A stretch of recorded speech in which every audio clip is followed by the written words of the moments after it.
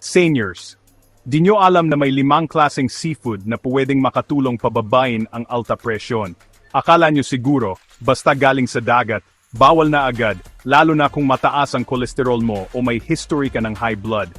Pero alam mo ba, kung tuloy-tuloy ang pag-iwas mo sa seafood, baka lalo kang nawawalan ng natural na paraan para kontrolin ang presyon mo.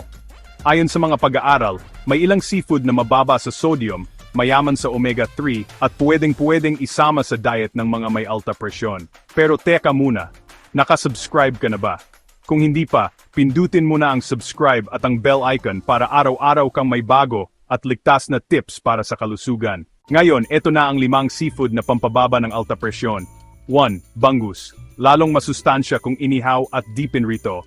Ang bangus ay may omega-3 fatty acids na napatunayang nakabababa ng presyon at tumutulong sa maayos na pagdaloy ng dugo. 2. Alimasag. Kung pipiliin mo ang sariwang luto, hindi maalat at deep rito, ang laman nito ay may selenium at copper na tumutulong sa blood circulation at pagbawas ng inflammation. 3. Tuna, hindi delata. Huwag ang delata ha, yung sariwa o grilled. Mababa ang sodium content nito at mataas sa omega-3, perpekto para sa may alta presyon. Tahong, isa sa pinaka-budget-friendly healthy pa, mababa sa fat at cholesterol at ayon sa Marine Drugs Journal, may anti-inflammatory benefits ito para sa mga ugat. 5. Lokal, abot kaya, at pwedeng steam o ihaw. Mataas sa protina at mababa ang sodium content, kaya swak sa diet ni lolo at lola. Kaginhawa, alin sa mga ito ang nakain mo na?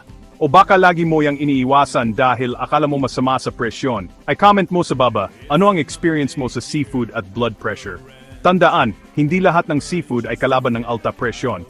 Ang tamang pili at luto ang tunay na sandata. Like and subscribe, mga kaginhawa.